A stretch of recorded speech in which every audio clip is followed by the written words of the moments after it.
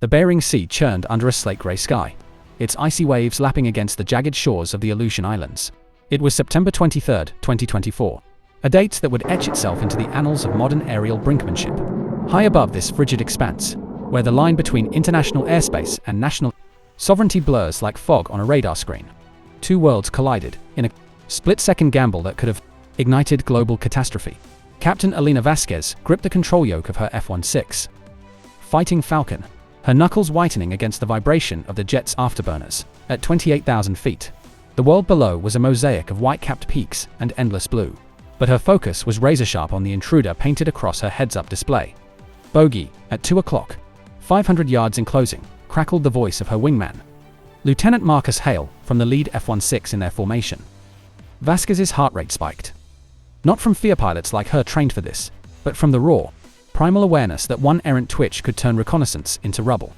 The intruder was a Russian Su-35 Flankery, a sleek predator of the skies, its twin engines roaring defiance as it sliced through the Alaskan air defense. Identification Zone, ADIZ. The ADIZ wasn't US territory. It was a buffer of international airspace where foreign aircraft were duty-bound to announce themselves. But this Su-35, escorting a pair of hulking Tu-95 Bear bombers on what NORAD later called a routine patrol, had other ideas. It banked hard, wings flashing in the weak Arctic sun, and dove toward Vasquez's jet like a falcon stooping on prey. In the dim glow of NORAD's command center at Joint Base Elmendorf Richardson in Anchorage, alarms blared.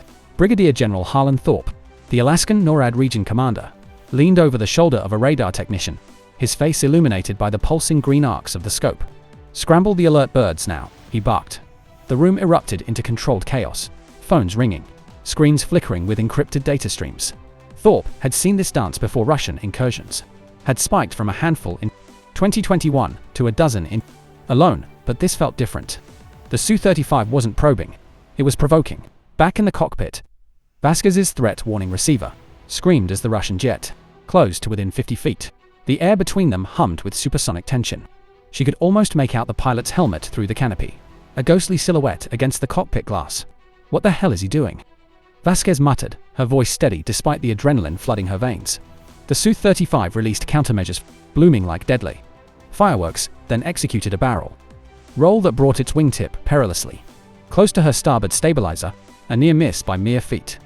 If contact had been made, the F-16's tail would have sheared off, sending both jets into a fiery spiral toward the sea below. Hale's voice cut through the static. "Eagle 1, brake left. He's dumping chaff." Vasquez yanked the stick, her G-suit compressing her legs as the jet pulled a 6G turn. The world tilted, the horizon whipping past in a blur. Below, the Bering Sea's dark waters seemed to rise up, hungry for wreckage. She leveled out, scanning for the Su-35.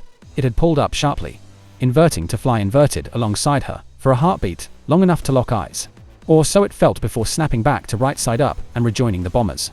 The message was clear: "We see you. We dare you." On the ground, Thorpe watched the drama unfold in real time via drone feed and satellite link. "Unsafe and unprofessional," he growled, echoing the words that would later define the official statement. The North American Aerospace Defense Command, NORAD, a binational US-Canadian outfit born from Cold War paranoia, had scrambled 9 aircraft for this intercept, an E-3 Sentry AWACS for eyes in the sky, for F-16S like Vasquez, and for KC-135 Stratotankers to keep them aloft. It was textbook response to the 9th such Russian foray into the ADIZ that year, but the recklessness elevated it to nightmare fuel. As the Russian formations, Tu-95s with their distinctive swept wings and 4 turbo droning like mechanical locusts, flanked by the agile Su-35s, turned north toward the Chukchi Sea. Vasquez exhaled. Her hands trembled slightly as she keyed the radio. "Control, Eagle 2, intercept complete. Bogies RT being RT Beerit turned to base." But for her, the mission's shadow lingered.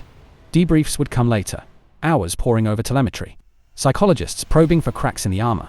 Tonight, though, she'd pour a stiff drink and stare at the northern lights, wondering if the pilot on the other side was doing the same. The footage leaked or was strategically released days later. On September 30th, 2024, a grainy helmet cam clip from Vasquez's F-16, time-stamped and authenticated by the Pentagon, hit the wires like a thunderclap. There it was, the Su-35 hurtling past.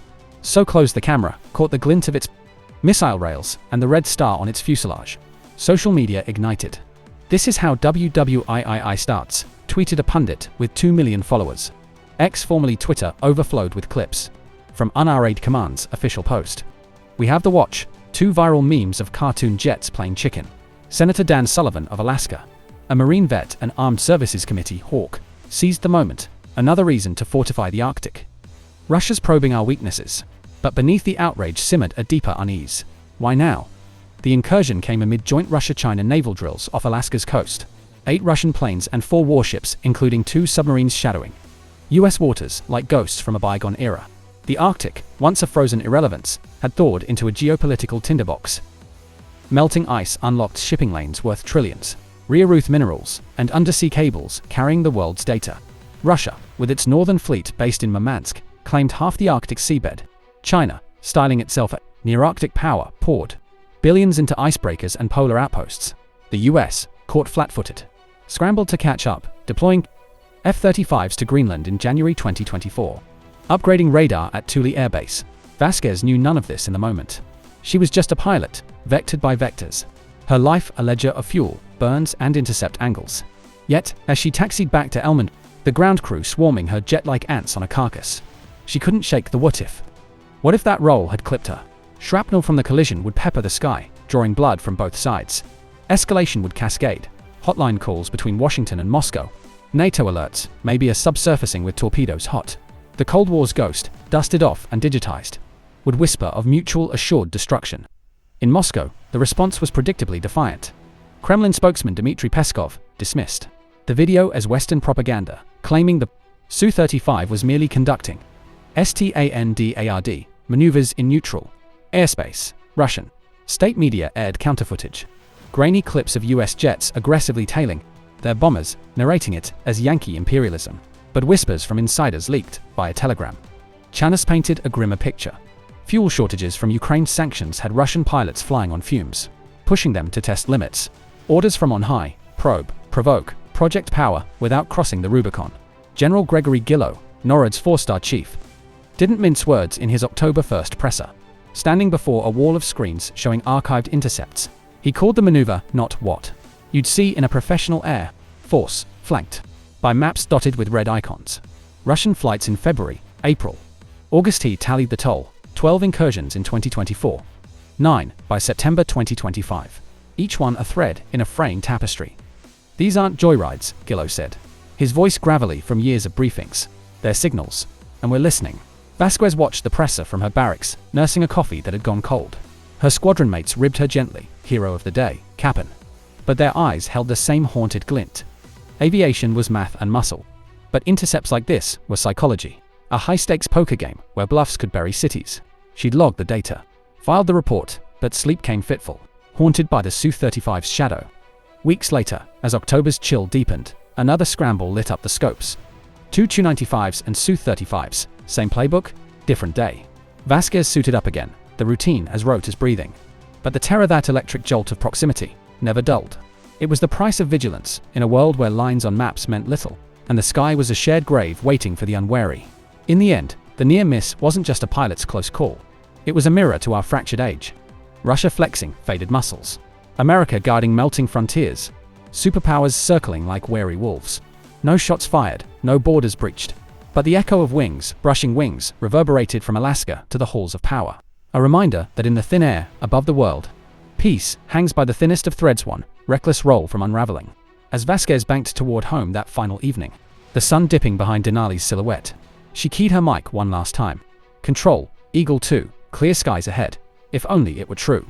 Vasquez's F-16 sliced through the Arctic dusk, the horizon ablaze with the last embers of daylight. Her radio crackled with final vectors from NORAD, guiding her back to Elmendorf. The Su-35's reckless roll replayed in her mind, a fleeting silhouette, a taunt in metal and jet wash. Her hands steadied on the yoke, but her pulse still raced. The near miss, a ghost that wouldn't fade. Below, the Bering Sea glittered like shattered glass, indifferent to the stakes above. The Russian formation had vanished north, their Tu-95s droning toward Siberian bases. Yet the encounter lingered, a warning etched in contrails. Moscow's bravado, fueled by dwindling resources and Arctic ambitions, met America's resolve in a dance of deterrence. No missiles launched, no borders crossed. But the air held a heavier truth. Each intercept was a gamble, a A spark in a world of tinder. As Vasquez touched down, runway lights blurring past, she exhaled. The debrief would dissect every second, but for now, she craved silence. Stepping onto the tarmac, she glanced skyward. The northern lights flickered, a cosmic curtain over a restless frontier. Clear skies, she'd reported. But in her bones, she knew peace was just a pause.